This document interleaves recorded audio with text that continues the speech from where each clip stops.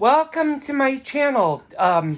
As we continue our pots and pans series, I'm going to introduce you to these three gadgets that are on my stovetop and ask you guys what all these have in common. If you said they're all stock pots or soup pots or big pots, you would be correct. These are all what you would make soup in.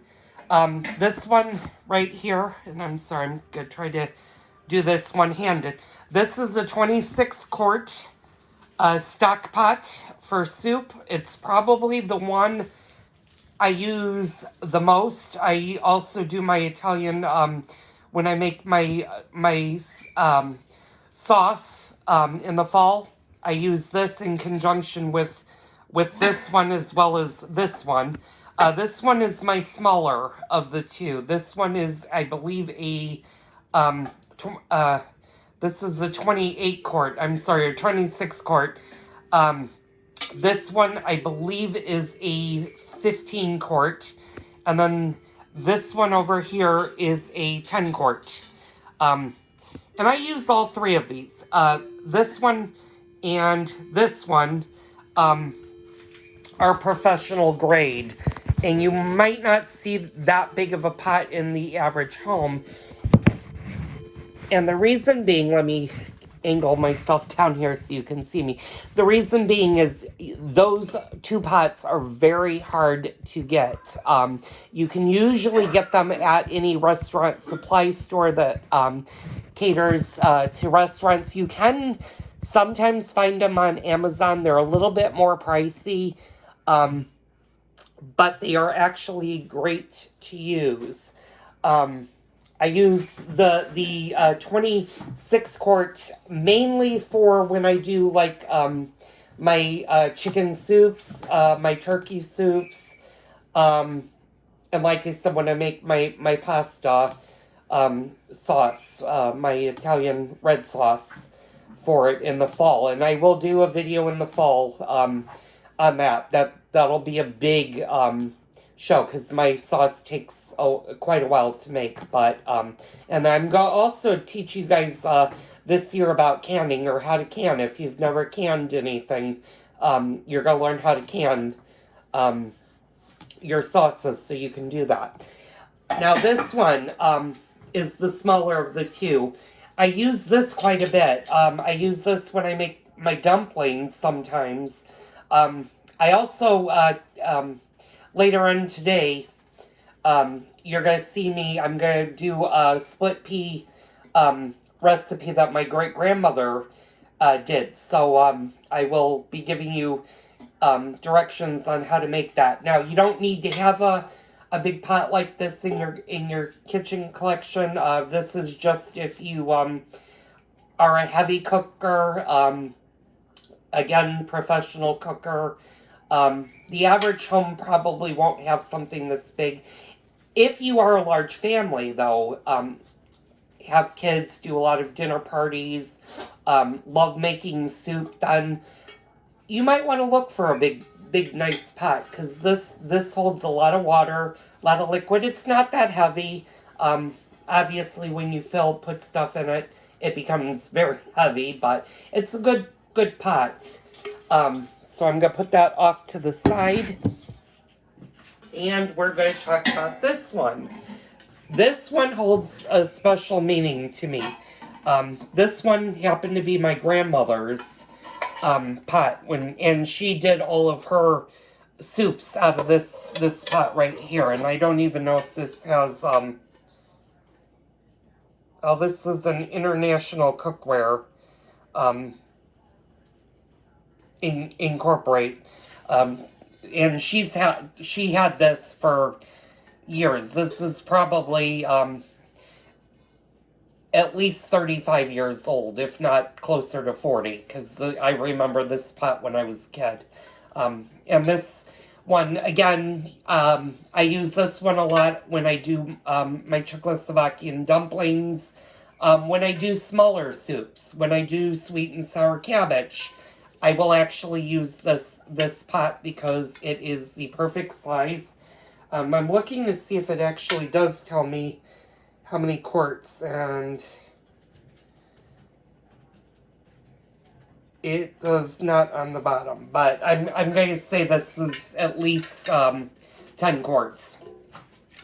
But it is traditional. This would be the perfect pot for the average household to have, because you can do pastas in it. You can do, there's a lot of stuff that you can do with this pot. This pot does get used quite often in the house.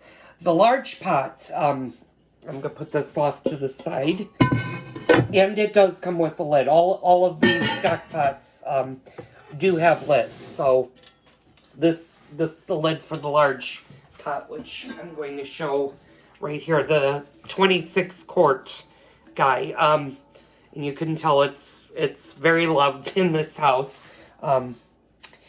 Use it quite often, and I've actually had that pot for 22 years now. I've actually had most of these pots, with the exception of this one. I acquired this one after my grandmother passed away. And when she, actually just before she passed away, she wasn't using it anymore because she wasn't doing any cooking with it. But when I do my next cooking video, we're going to do, like I said, the split pea, the ham and split pea soup. Chances are we're going to use the medium one. We're going to use this guy, because that makes just enough split pea for the house. But usually around Thanksgiving time, when I have a turkey carcass, I'll go and get a whole chicken or two, and I'll use the great big one, and that'll be my chicken noodle soup for the year.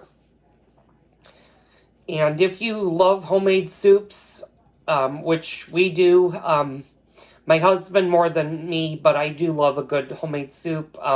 We're gonna do a chicken a chicken soup later on. We're gonna do the split pea fairly soon, and then eventually I'm gonna show you guys how to make a beef vegetable soup, which are the three main soups in our house that we eat all the time. There are other soups, obviously. You could do an onion soup. You could do a lentil soup.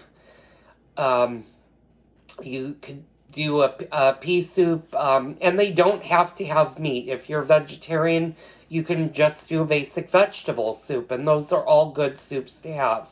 So having good pots are always a great addition to the house. Buying the great big stack pots, like I said, you can get them at restaurant supply stores. They're a little bit pricey. They're not what I would call a cheap pot.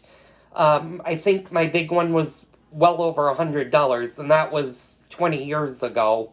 And I don't know what today's prices are, but check with any restaurant supply store on getting pots, because you can usually get previously loved that maybe a restaurant that went out of business is trying to sell off, and they're not going to be as expensive if you bought brand new. I did buy the two bigger stock pots brand new, so they're a part of the house.